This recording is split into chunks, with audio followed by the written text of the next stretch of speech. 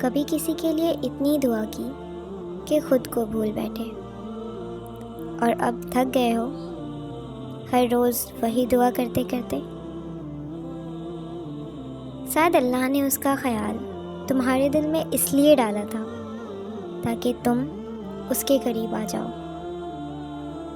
وہ بندہ تمہاری تقدیر کا نہیں، تمہاری روح کا سفر بن گیا، اور جو چیزیں روح سے کنیکٹ ہوتی ہے وہ بھلائے نہیں بھلائی جاتی۔ دعا کا جواب کبھی ہاں نہیں ہوتا، کبھی صبر، کبھی کچھ اور بہتر۔ ضروری نہیں کہ جو ہم مانگ رہے ہیں وہ ہمارے لیے بہتر ہی ہو، وہ تو بس اللہ کو پتہ ہے کہ کون سی چیز ہمارے لیے صحیح ہے۔ اور جب کوئی چیز ہمیں آگے چل کے نقصان دینے والی ہوتی ہے تو وہ اللہ کو پتہ ہوتا ہے، اور اسی لیے اللہ آپ کو اس چیز سے دور کر دیتا ہے۔ اور جب آپ اللہ کے قریب ہو جاتے ہو تو پھر اللہ تعالیٰ ان تمام لوگوں کی حقیقت آپ کو دکھا دیتا ہے، اور پھر پوچھتا ہے، دیکھو کیا یہ چیز تمہارے لیے بہتر تھی؟ پھر انسان سمجھ پاتا ہے کہ میرے ساتھ جو بھی ہوا وہ بہتر نہیں بلکہ بہترین تھا۔ اسی لیے جب سمجھ نہ آئے بس اپنے رب پہ چھوڑ دو، پھر دیکھنا کیسے وہ رب کہاں کہاں سے وسیلے بناتا ہے۔ جو تمہارے لیے لکھا گیا ہے وہ تمہیں مل کر رہے گا، اور جو نہیں وہ صرف تمہاری روح کو اللہ کے پاس لے جانے کا ذریعہ تھا، اور اب وہ مقصد پورا ہو چکا ہے۔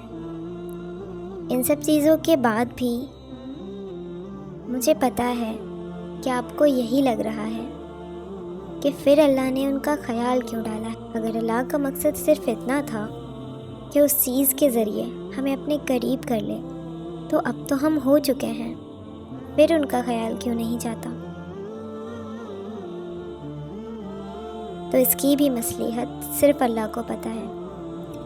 اگر آپ کا دل 1000 دفعہ کہہ رہا ہے کہ سامنے جو مجھے چیزیں دکھ رہی ہے وہ حقیقت نہیں ہے، اور پھر دل بھی اللہ سے پوچھنے پر یہی کہتا ہے کہ یہ حقیقت نہیں ہے، تو پھر وہاں پہ صبر کر لیا کرو اور زیادہ، اور اللہ سے بس یہی کہا کرو کہ اللہ میں تیری رضا میں راضی ہوں، مجھے دنیا والوں سے کوئی مطلب نہیں، مجھے صرف فرق تجھ سے پڑتا ہے کہ تو کیا کہتا ہے۔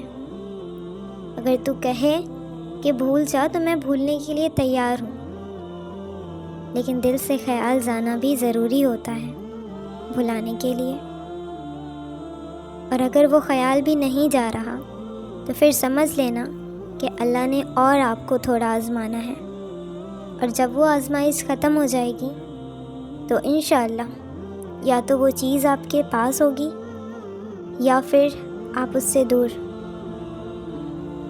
فیوچر میں کیا ہونے والا ہے یہ کسی کو نہیں پتہ، لیکن ہمارے ہاں تو اللہ نے صرف دعا رکھا ہے۔ اللہ نے یوں ہی تو نہیں کہا نا قرآن میں کہ تم دعا مانگو میں قبول کروں گا۔ اللہ نے یوں ہی تو نہیں کہا کہ صبر کرنے والوں کے ساتھ ہوتا ہوں میں۔ کچھ تو مقصد ہے اس کے پیچھے، اور جب کچھ نہ کچھ مقصد ہے چھپی تو پھر ہمیں پریشان ہونے کی یا زیادہ سوچنے کی کوئی ضرورت نہیں ہے، کیونکہ وہ چیزیں اللہ نے ہمیں دی ہے، اور انشاءاللہ اللہ جو کرے گا اچھا کرے گا، کیونکہ اب تک جو بھی ہوا ہے وہ اچھا ہی ہوا ہے۔ دیکھو میں مانتی ہوں کہ بہت سی چیزیں لائف میں ایسی ہوتی ہے جو ہم کسی اور سے شیئر نہیں کر سکتے، لیکن جب کوئی چیز کسی انسان سے شیئر نہیں کی جا سکتی تو پھر اس کے لیے ہمارے پاس اللہ ہوتا ہے جو ہمیں سب سے زیادہ سمجھتا ہے، جو ہمیں سب سے زیادہ سنبھالتا ہے۔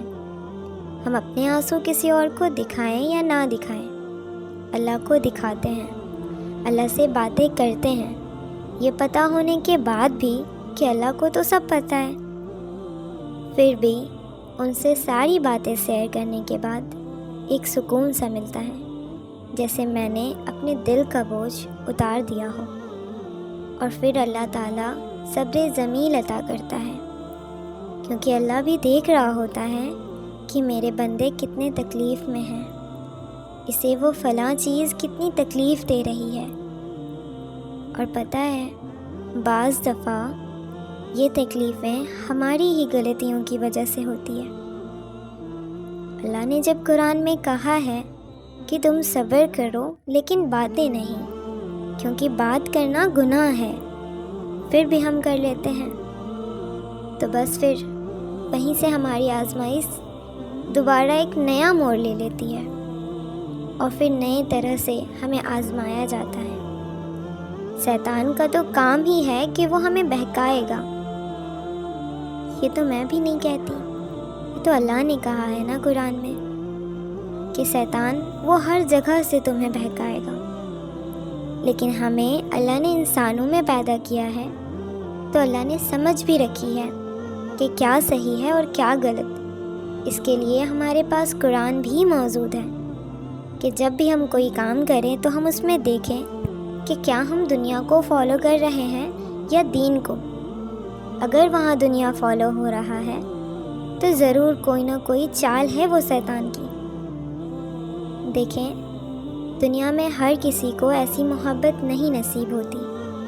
آپ نے خود بھی دیکھا ہوگا کہ بہت سے لوگ محبت میں بہت بڑے بڑے گناہ کر جاتے ہیں، لیکن آپ اللہ تعالیٰ کا شکر ادا کریں کہ اللہ نے آپ کو ایک ایسی محبت دی ہے جس نے نہ تو کبھی آپ سے گناہ کرایا اور نہ ہی کبھی سامنے والے کو کرنے کا موقع دیا۔ اس سے تو یہی ثابت ہوتا ہے کہ یہ محبت بالکل پاک ہے، اور اللہ بھی اس چیز کو آپ تک پہنچانے کے لیے پاکیزگی ہی دے گا۔ پاکیزہ طرح سے ہی وہ چیز آپ کے پاس آئے گی انشاءاللہ۔ تو بس تھوڑا اور صبر کریں، انشاءاللہ جو ہوگا سب بہترین ہوگا۔ اور دعا تو ہر پل کرتے رہیں۔ پتہ ہے نا دعاؤں میں کتنی طاقت ہوتی ہے۔ حضرت ابراہیم علیہ السلام وہ بھی جب اپنے بیٹے سے ملے تھے تو ان کے پیچھے بھی دعائیں تھیں، اور وہ بھی 1-2 سال کی نہیں، سالوں کی دعائیں تھیں۔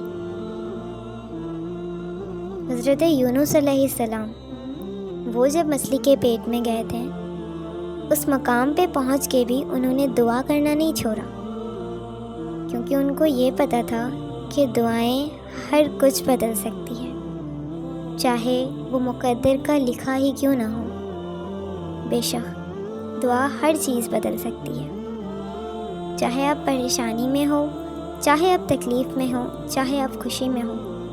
اس بات کو ہمیشہ دھیان میں رکھیں کہ اگر ہم کبھی خوشیوں میں بھی ہوں تو اللہ کو اکثر یاد کیا کریں، کیونکہ جب غم میں ہوتے ہیں تو اللہ ہی ہمارا سہارا بنتا ہے، اور بنا سہارے کے ہم سنبھل بھی نہیں سکتے۔ آپ نے دیکھا ہوگا کہ اکثر لوگ محبت میں گناہ کر بیٹھتے ہیں اور پھر بدنام محبت کو ہی کرتے ہیں۔ لیکن ایک بار پھر سے شکر ادا کریں کہ اللہ نے آپ کو ایسی محبت نہیں دی ہے۔ یہ محبت بہت پاکیزہ ہے، اور جب کبھی بات ایمان اور محبت کی ہو تو سب سے بڑا درجہ ایمان کو دیا کریں، کیونکہ اللہ نے تو پہلے ہی کہہ دیا ہے کہ جنت میں آپ انہی چیزوں کے ساتھ ہوں گے جو آپ نے اللہ کے خاطر اتنی عزیز ہونے کے بعد بھی چھوڑ دی تھی۔ بس اس بات سے صبر کر کے ایک بار پھر اپنے ایمان کو آگے کر دیجیے گا، کیونکہ آج جو ہمارے معاشرے میں ہو رہی ہے اسے دیکھ کر تو ایسا ہی لگتا ہے کہ اب قیامت بہت نزدیک ہے۔ ایک نہ ایک دن تو قیامت نے آنا ہی ہے، لیکن وہ وقت نہ جانے ہم کیسے گزار پائیں گے، جب اس وقت میں ہی ہم اپنے ایمان کو سنبھال نہیں پا رہے تو نہ جانے اس وقت ہم اپنے ایمان کی حفاظت کیسے کریں گے۔ اللہ ہم سب کو ایک دوسرے کو سنبھالنے، موٹیویٹ کرنے اور ایک دوسرے کے لیے دعائیں کرتے رہنے کی توفیق عطا کرے۔ ایک بات اور کہ جب کبھی بھی آپ کہیں سے بھی کوئی اچھی بات سنیں تو اسے دوسروں تک شیئر ضرور کریں، یا پھر آپ خود بیٹھ کر وہ چیز اسے سمجھائیں۔ اس سے دعائیں بھی ملتی ہے اور دوسروں کے دل کو سکون بھی۔ تو اگر آپ خود سمجھا نہیں سکتے کسی کو تو یہ ویڈیو ان تک ضرور شیئر کیجیے گا، کیا پتہ آپ کے ایک شیئر سے ان کے دل کو تسلی مل جائے اور وہ ایک بار پھر سے ہر چیز کے لیے صبر کرنے میں آسانی محسوس کرے۔ سکے تو دعائیں کیجیے گا میرے لیے بھی۔ آمین ثم آمین۔ السلام علیکم۔